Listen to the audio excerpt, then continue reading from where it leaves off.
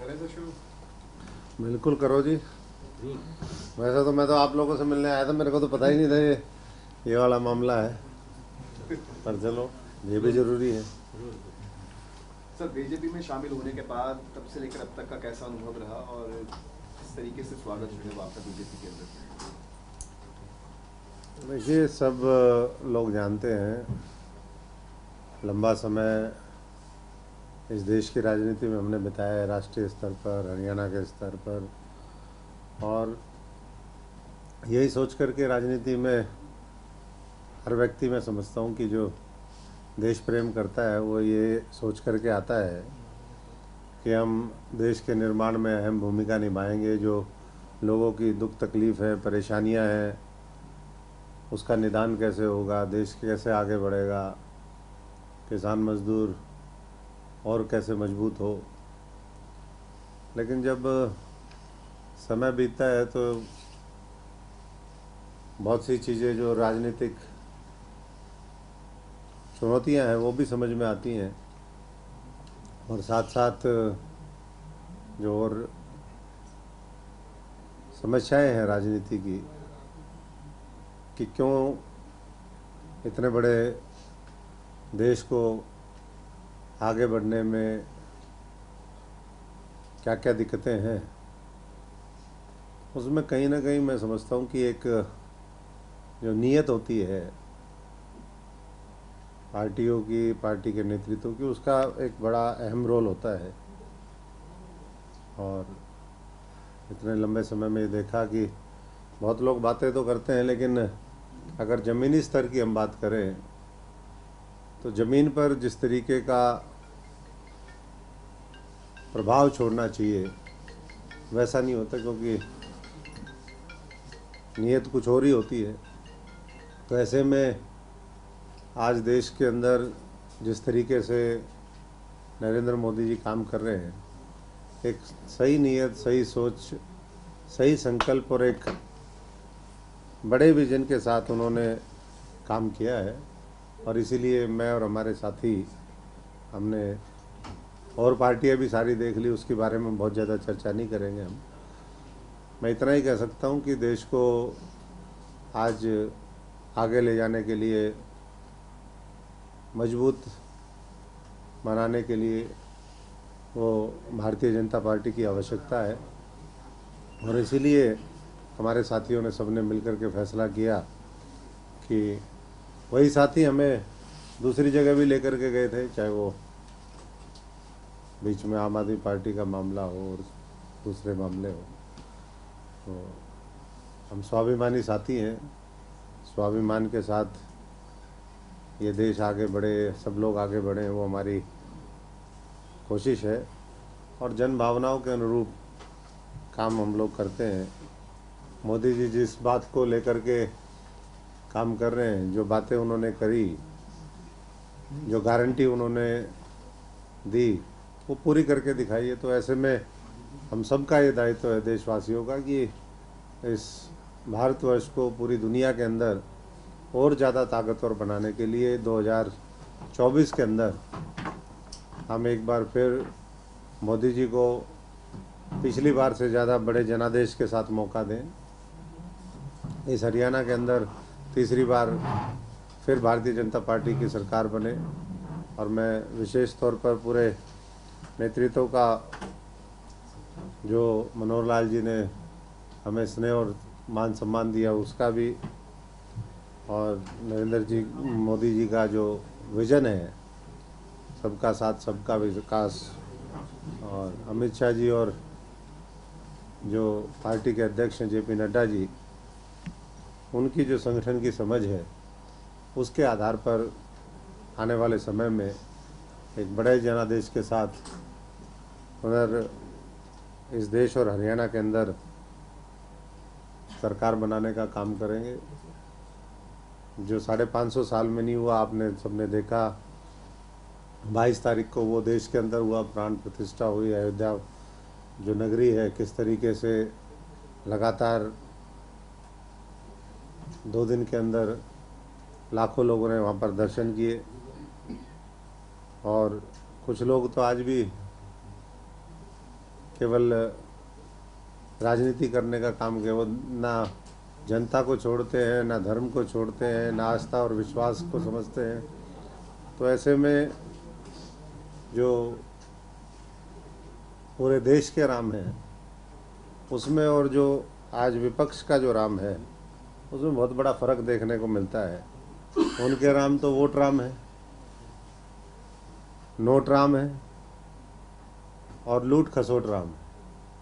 और दूसरी तरफ जो है वो मैं समझता हूँ कि पूरा देश जिस तरीके से आत्मविभोर हो गया, अब मुझे नहीं लगता कि कोई मैदान में दूसरी पार्टी और कोई और नेतृत्व बचा है।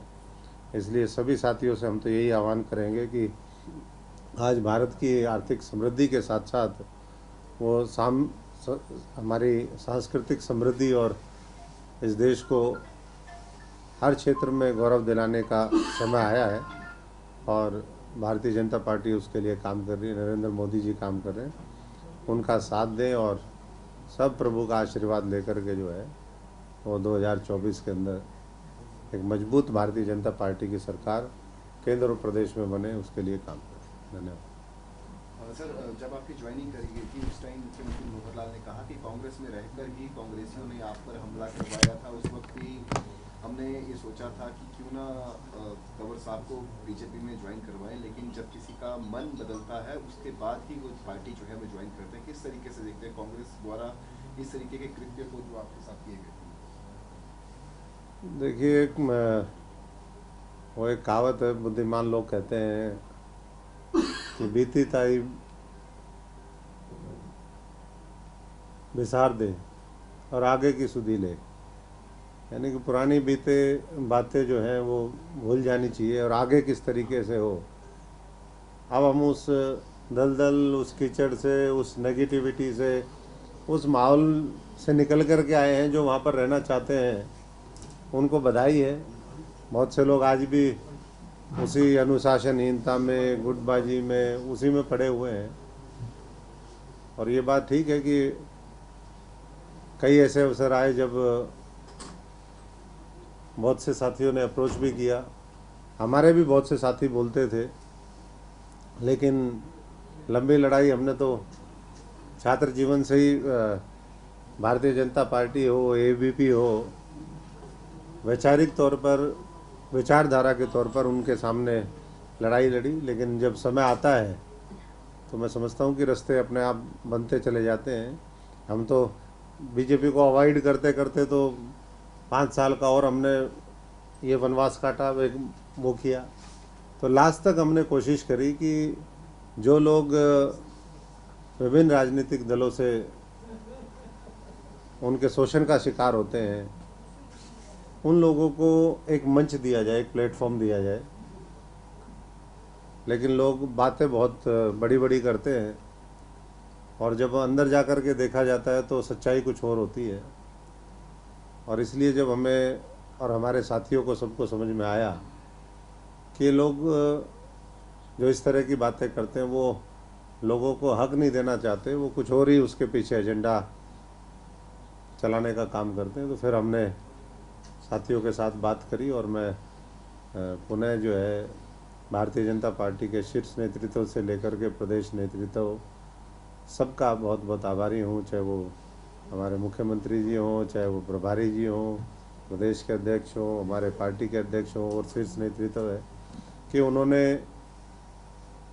इस बात को महसूस किया कि भाई जो लोग हैं दूसरे दलों के अंदर, लेकिन जिनकी सोच अच्छी है इस देश के प्रति, समाज के प्रति, जिन्होंने इतने लंबे समय तक भी राजनीति में रहते हुए अपने ईमानदारी, सच्चाई और मेहनत के रास्ते पर चलते हुए प्रदेश और देश की राजनीति में योगदान दिया है, उनके लिए अपने दरवाजे खोले, तो मैं उनका आभारी हूं। और हम सब लोग मिलकर के कोशिश करेंगे कि हम उनकी उम्मीदों पर खरे उतरें और प्रदेश में एक जनहित में फिर दोबारा मजबूत सरकार वो 2024 में बने। सर, आम आदमी पार्टी के प्रदेश अध्यक्ष उन्होंने कहा कि अगर अशोक तंवर की कोई दिक्कत थी, कोई परेशानी थी किसी बात से तो मुझसे बात कर सकते थे, लेकिन उन्होंने कोई बात नहीं की मुझसे कि क्या परेशानी है उनको। देखिए, परेशानी कोई एक हो तो उसकी चर्चा हो परेशानियाँ तो सिस्टम ही बिल्कुल सड़ा पड़ा है, अंदर सिस्टम ही ख़राब है।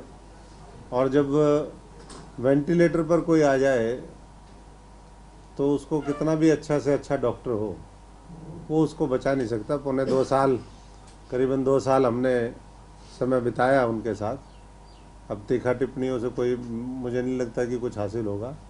उनको उनकी पार्टी मुबारक, लेकिन जिस तरीके से साठ काट करके लोगों का हक मारने का काम, वहाँ कोई भी मजबूत आदमी जो स्वाभिमानी है, जो काम करना चाहता है, मुझे नहीं लगता कि कोई वहाँ पर टिकेगा और किसी को टिकना चाहिए। साहब, आपने जो रिजाइन किया था उसमें जिक्र किया कि कांग्रेस से नजदीकी बढ़ रही है आम आदमी पार्टी की और ये आपको बर्दाश्त नहीं है। तो अब चर्चा चल रही है हरियाणा में गठबंधन की, इससे कितना मजबूती मिलेगी विपक्ष को और खासकर आम आदमी पार्टी का क्या जाना जा रहा है हरियाणा में? देखिए, ये एक ही बात पे ये गठबंधन नज़दीक आ रहे हैं। ये मोदी विरोध जो है, एक ही सिंगल एजेंडा है कि भाई मोदी जी का विरोध करना है, इसलिए हमें इकट्ठे आना है। ना विचारधारा, ना सोच, ना कोई उनकी नीतियाँ, ना कोई उनके कार्यक्रम, कोई मैच नहीं है दूर दूर तक। और सब लोग एक ही उनका वो है कि भाई अब हम साथ आकर के और इनको सत्ता से बेदखल करने का काम करेंगे, लेकिन ऐसा हो तो नहीं रहा है। पंजाब में उनके अलग स्वर हैं दोनों पार्टियों के, दिल्ली के अंदर हैं, अंदर वहाँ अलग बात करते हैं, दूसरे प्रदेशों में जा कर के बात करते हैं।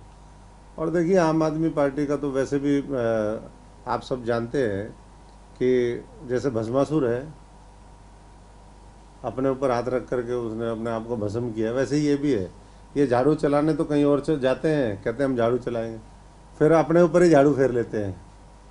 तो पूरी अपने खुद की सफाई कर ली। इसलिए मैं समझता हूँ कि ऐसे में जब लोग नाउम्मीद हो जाते हैं तो फिर लोग नया संकल्प देखते हैं और नए रास्ते चुनते हैं। हम तो ये सोच करके आए थे कि भाई ये तो बहुत वो करने, ये बहुत लंबा विषय हो जाएगा, जिसके ऊपर मैं समझता हूँ कि सेपरेट ही कॉन्फ्रेंस करनी पड़ेगी। तो साठगांठ जो कर रहे हैं, आप देखते ही हो, कुछ लोग कह रहे हैं हम रातों को मिलते हैं, कोई कहता है मैं दिन में मिलता हूँ, तो पता नहीं कौन कहाँ जाएगा। तो जो लोग हरियाणा के बारे में नहीं सोच रहे, हमें तो हरियाणा के बारे में सोचना पड़ेगा ना। वो तो अपनी दुकान कहीं से भी बंद करके चल सकते हैं। अभी पीछे राजस्थान, मध्य प्रदेश, छत्तीसगढ़ बंद करी और चल दिए। तो हमने तो जीवन सारा इस हरियाणा और देश की राजनीति के लिए लगाया। हमारे साथियों ने कुर्बानियाँ दी हैं हर तरीके की। तो मैं समझता हूँ कि ऐसे वो व्यर्थ तो नहीं जानी चाहिए। कुछ लोकसभा या विधानसभा सीटें जीतने की स्थिति में है आम आदमी पार्टी आज हरियाणा में, मजबूत हुआ है संगठन उनका। अभी नोटा से कम वोट आए हैं दूसरे प्रदेशों में, और मैं समझता हूँ कि इसी तरीके के हालात आने वाले समय में यहाँ पर रहेंगे। वहाँ जो बैठे हैं वो चुनाव तक डटे रहें, ये बहुत बड़ी बात होगी। वो डटे रहें, डटना में मुझे नहीं लगता है कि वहाँ पर वो डटे रहेंगे। कुछ ना कुछ उनका जो एजेंडा था कि अशोक तंवर और अशोक तंवर के जो साथी आए हैं उनको कैसे कमज़ोर किया जाए, वहाँ उस पार्टी के अंदर उनको कुछ हद तक उसमें सफलता मिली। उनका एजेंडा पूरा हो गया, पार्टी बंद हो जाएगी। वो तो हम उनके पास विश्वास लेकर के गए थे कि भाई ये लोग कुछ करके दिखाएंगे हरियाणा में, और स्वाभाविक है कि अगर तरीके से काम किया जाता तो आज परिणाम दूसरे होते।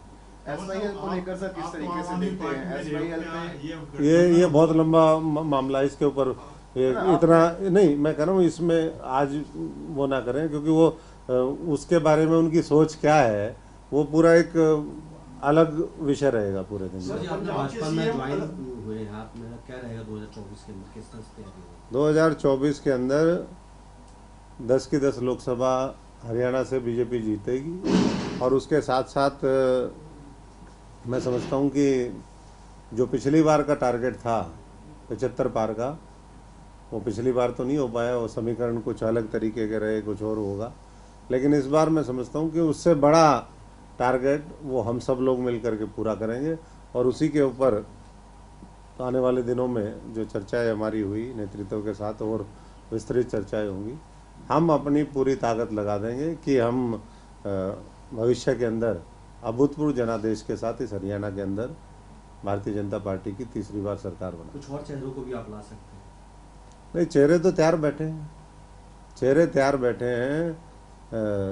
वहाँ जिस तरीके का माहौल है, अब दूसरी पार्टियों में किसी का नाम फिर मैं लेना नहीं चाहूँगा, तो लोगों को ये हो गया, लोग मेरे को इक्का दुक्का छोड़ दो, 99% लोगों ने कहा कि आपका फैसला बहुत बढ़िया है, ये हरियाणा के हित में है, ये हरियाणा की 36 बिरादरी के हित में है और ये देश हित में फैसला है। तो मैं उसी से ही ये जज करता हूँ कि लोगों का रुझान क्या है, तो रुझान बहुत पॉजिटिव। जो 3 राज्यों में चुनाव परिणाम आए थे, क्या उसके बाद आपका मन बदला उन परिणामों को देखने के बाद? नहीं, 3 चुनाव से इसका कोई वो नहीं होता। हम अपनी क्षमता के, ये तो परिणाम तो बीच बीच में वो ऊपर नीचे आते जाते रहते हैं, उसका कोई विषय नहीं है।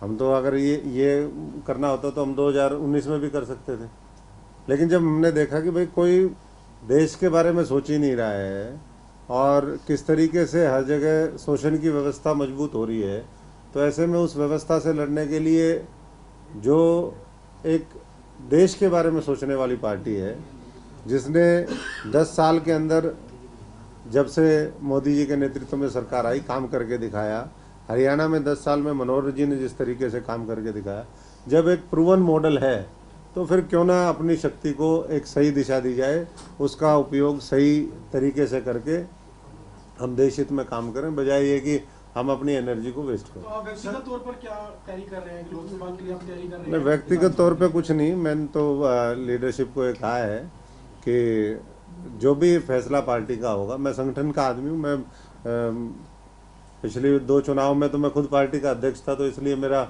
लड़ना खुद वो था। अगर मेरी पहले भी चॉइस होती तो मैं वो, क्योंकि मैं जब पूरे हरियाणा और पूरे देश में काम कर रहा हूँ तो मैं समझता हूँ कि मैं उसको करता, लेकिन लोग मैदान छोड़ करके भाग गए थे। जिनको लोग बाराती घोड़े बोलते थे, खुद ही अपने ही बच्चों को बारात में घोड़ी बना करके चढ़ा दिया। तो ऐसे में आने वाला जो समय है वो मुझे लगता है कि जो साथी उपेक्षित हैं कहीं भी, उनको मुख्य धारा में शामिल करके और उनकी शक्ति का सदुपयोग करना, वो हमारा मेन एजेंडा रहेगा। विपक्ष जो है वो सर लगातार ये कह रहा है कि भाजपा कांग्रेस मुक्त देश ज्योति को करना चाहती थी, लेकिन अब जो है वो कांग्रेस युक्त भाजपा जो है वो हो चुकी है। देखिए, जो अच्छे लोग हैं वो तो कहीं भी आवश्यकता होगी, अर्जी और दरखास्त तो बहुत लोगों ने लगा रखी होती है, लेकिन पार्टी को किसकी आवश्यकता है, पार्टी किसको ये महसूस करती है कि भाई इनके आने से पार्टी को भी फायदा होगा और एक अच्छा नेतृत्व नहीं मरेगा। अब हम लोगों को जब भी ये मामले आए तो ऐसा नहीं कि कोई एक दिन में किसी बात का फैसला हो जाए। तो मैं तो खुद बोल रहा हूँ कि छात्र जीवन से लेकर के ये ऑफर तो हमारे पास थी। मैं तो जवाहरलाल नेहरू यूनिवर्सिटी में था तो वहाँ 25 वोट NSUI को मिलते थे, हमने वहाँ कांग्रेस को चुना था जहाँ 25 वोट आते थे, और वहाँ से लेकर के हमने वहाँ स्थापित करी पूरी यूनिट और पूरा सिस्टम, लोग जीत करके भी आए। तो ऐसे में कोई सत्ता या उसका लालच होता तो फिर मुझे लगता है कि बहुत पहले हमें ये चूज़ कर लेना चाहिए था। तो वो एजेंडा नहीं है। एजेंडा ये है कि हम आने वाले समय में देश को कैसे मजबूत करें, और उसके लिए अगर समय के साथ ज्ञान में हमारी भी वृद्धि होती है, तो ज्ञान वृद्धि हमारी भी हुई है, तो हमें लगा कि नहीं, आज देश में सबसे बेहतर अगर कोई विकल्प है तो भारतीय जनता पार्टी, और उसके साथ मिलकर के चलना चाहिए, उसी से देश की मजबूती होगी। हरियाणा कांग्रेस को क्या नसीहत देंगे सर? एक तरफ SR के गुट है, एक तरफ मुद्दा गुट है, क्या कहेंगे उन्हें? किस तरीके से जो गुटों के अंदर कांग्रेस जो है वो हरियाणा के अंदर बटी हुई दिखाई देती है? अक्सर घर घर कांग्रेस, घर घर कांग्रेस, साथ ही साथ जन संदेश यात्रा, बहुत सारे अन्य प्रोग्राम भी किए जा रहे हैं, अलग अलग धड़े जो है वो दिखाई दे रहे कांग्रेस को। देखिए, जहाँ अनुशासन नहीं होता, मैं इंदिरा जी की एक कोट बता देता हूँ, और यही कांग्रेसियों के लिए है, ये जितनी जल्दी समझ जाएंगे उतना उनका भला हो जाएगा। और छोटा मोटा विपक्ष तो वैसे भी रहना चाहिए, हालांकि 2 बार में मामला बन नहीं रहा है उनका। वो विपक्ष भी लोकसभा के अंदर विपक्ष का जो नंबर चाहिए वो भी पूरा नहीं है। इंदिरा जी कहती थी कि देश को महान बनाने के लिए अनुशासन की आवश्यकता है, लेकिन अब ये पार्टी को लगता है कि अनुशासन के अलावा यहाँ और सब कुछ है, अनुशासन बिल्कुल नहीं है। तो इसलिए वैसे तो मैं नसीहत देने वाला कोई हो नहीं, और नसीहत वो किसी की मानते भी नहीं, लेकिन फिर भी अगर वो एक काम ठीक से करेंगे तो मुझे लगता है कि आने वाली जो पीढ़ियां हैं जो उनके ऊपर विश्वास कर रही हैं, जो अपना खून पसीना बहा रहे हैं, जो अपने घर परिवार लुटवा करके उस पार्टी को फिर भी ये समझते हैं कि ये कुछ करेगी, तो कम से कम उनके लिए जरूर एक किरण दिखाई देगी कि उम्मीद की किरण है। बहुत सारी किरणें हैं सर वहाँ पे जो सीएम पद को लेकर जो है वो लगातार दावेदारी पेश कर रही है। मेरे ख्याल से ये मोटा मोटा सारी बातें आज की आ गई। मैं सभी एक सवाल है, पंजाब के सीएम अलग लड़ने का ऐलान कर चुके हैं। आपको लगता है आप आम आदमी पार्टी में हरियाणा में ये गठबंधन होगा, आप और कांग्रेस में हो पाएगा? आम आदमी पार्टी ने तो मैंने पहले ही कहा कि वो सरेंडर कर चुकी है। होगा या नहीं होगा, पहली बात तो उम्मीदवारी कहाँ है, उम्मीदवारी नहीं है, तो ऐसे में सरेंडर वहाँ भी वो पंजाब में जिस तरीके से चल रहा है वैसा ही दिल्ली में भी चल रहा है, वैसा ही दूसरे और प्रदेशों में है। हरियाणा का जहाँ तक सवाल है, मुझे नहीं लगता कि कोई टक्कर में है, चाहे वो गठबंधन में मिल के ले, 2 दल मिल जाए, 3 दल मिल जाए। आम आदमी पार्टी पहले से बड़े मार्जिन के साथ जो है वो हारेगी हरियाणा के अंदर, और भारतीय जनता पार्टी 10 की 10 बड़े बहुमत के साथ सीटें जीतने का काम। आखिरी सवाल है कि आम आदमी पार्टी लगातार बेरोजगारी के मुद्दे पर सरकार को घेर रही है, चाहे वो अनुराग ठांडा हो, सुशील गुप्ता हो, वो लगातार कह रहे हैं कि इतनी बेरोजगारी बढ़ गई है कि हरियाणा में नशा इस वजह से बढ़ रहा है और अपराध इस वजह से बढ़ रहा है। हरियाणा सरकार ने बेरोजगारी को लेकर जो है वो युवाओं में जो है नशे की उसमें धकेल दिया है। नहीं तो उसके ऊपर सरकार काम कर रही है। नशे के ऊपर मुख्यमंत्री जी ने पीछे रैलियां भी निकाली, डब्वाली अलग एक पुलिस जिला बनाने की घोषणा करी, और भी है। ये समस्याएं तो लेकिन जो बेरोजगारी को लेकर पूरे देश और दुनिया में है, कोई अकेले हरियाणा में नहीं है। उनके जहाँ पर प्रदेश हैं वहाँ उन्होंने क्या नशा और बेरोजगारी ख़त्म कर दी क्या? तो इसलिए कुछ मुद्दे ऐसे होते हैं जो मुझे नहीं लगता कि उसके ऊपर बहुत ज़्यादा राजनीति करनी चाहिए। उसके लिए एक ठोस रोड मैप बनाना चाहिए, ब्लूप्रिंट तैयार करना चाहिए, और किस तरीके से हम सब लोग सामूहिक तौर पर एक दूसरे से सीख करके इन समस्याओं का देश हित में समाधान निकालें, अंत करें, ये हमारी कोशिश हो।